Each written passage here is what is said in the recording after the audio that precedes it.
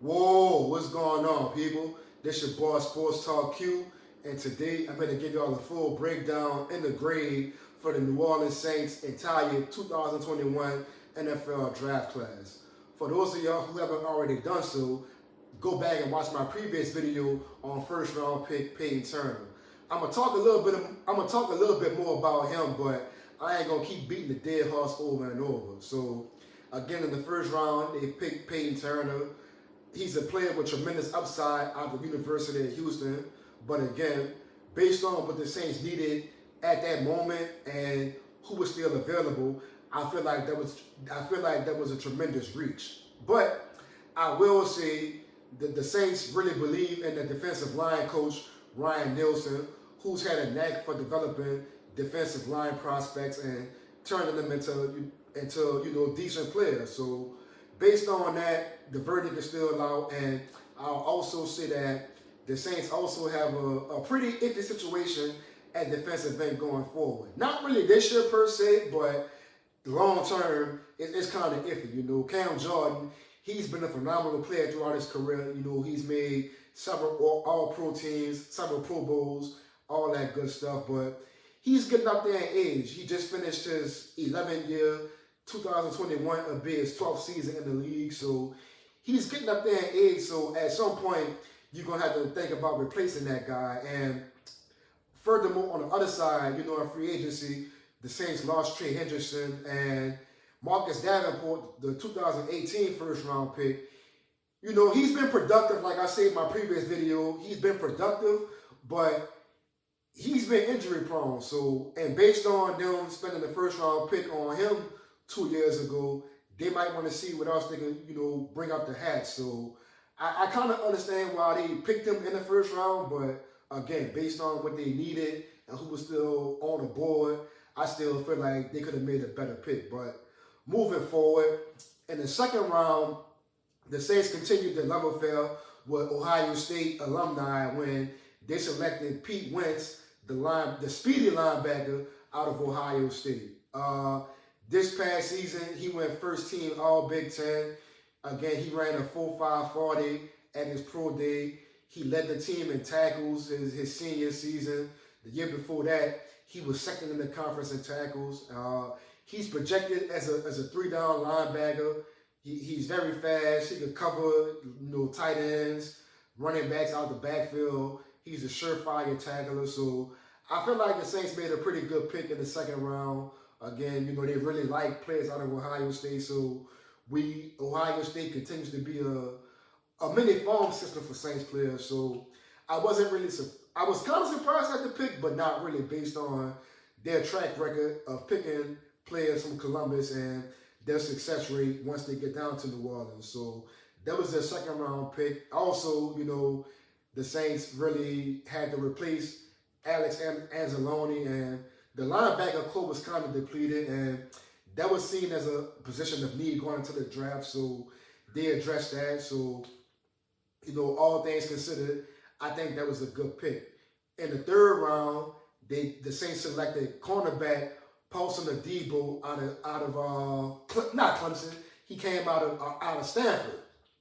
So, of course, everybody knows in free agency we lost Jack Rabbit, and with Marshawn Lattimore, it's kind of iffy with him with the pending suspension looming over his head. So the Saints definitely had to address the defensive back or cornerback need in the draft.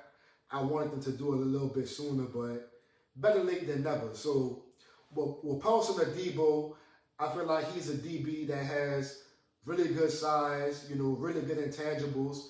He could cover man. He could cover in the man spot. He could. I don't see him as a day one starter, but I see him being a significant contributor throughout the season. And if he does play meaningful snaps, I know a lot of teams are going to go at him, and I think he possesses a skill set to really not be a Pro Bowl caliber player, but to show out and to be deserving of a third round pick. The Saints, they really thrive in these mid-round picks, and I think that this will be another example of them really hitting the home run in the middle rounds of the draft. So that's the third round pick. Next, we move to the fourth round. In the fourth round, this was kind of intriguing to me. The Saints selected quarterback Ian Book out of Notre Dame. And a lot of people love this pick.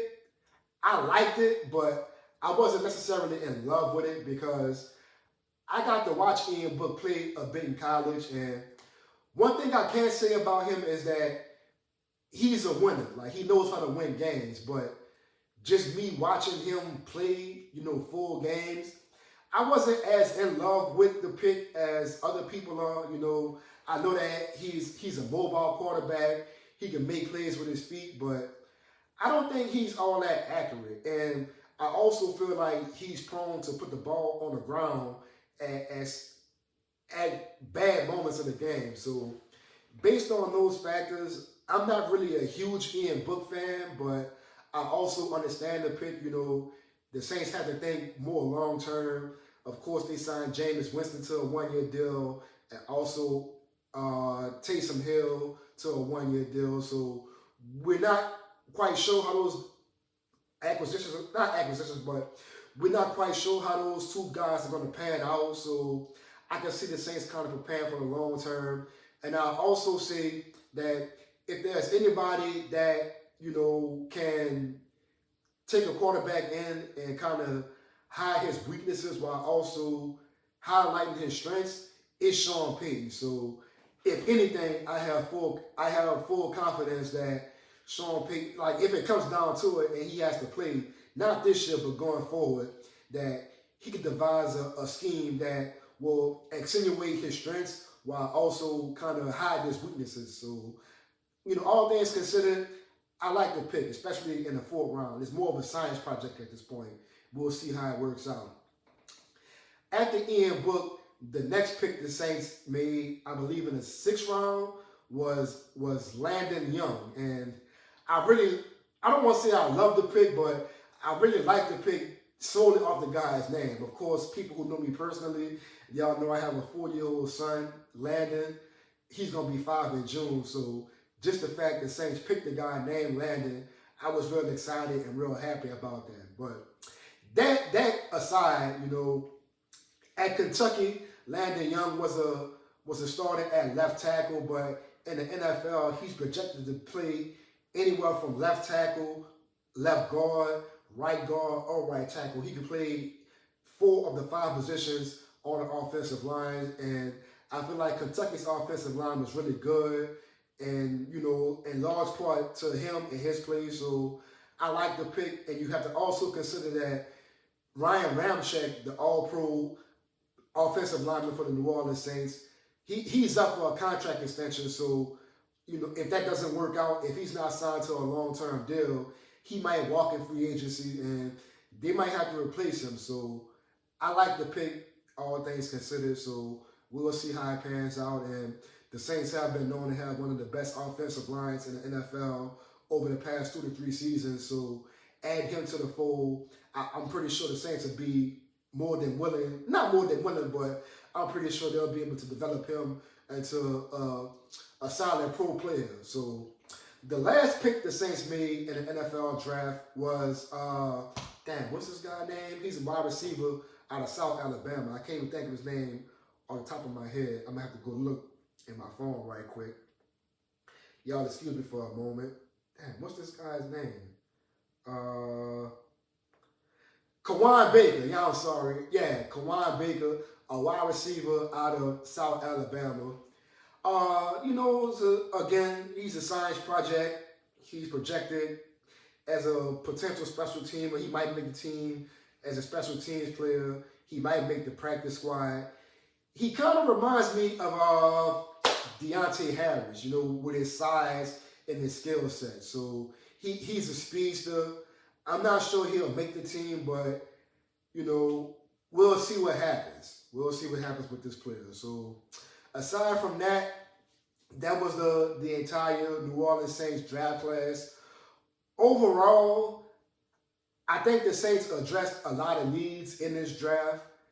I wish they could have picked some other players in higher spots based on what they had available at certain picks, but overall, I give them a C plus. Again, I'm still not crazy about them picking Payne Turner in the first round, and Ian Book in the fourth round seems to be sort of a science project as well. But I give them a C plus, man. So aside from that, let me know what y'all think.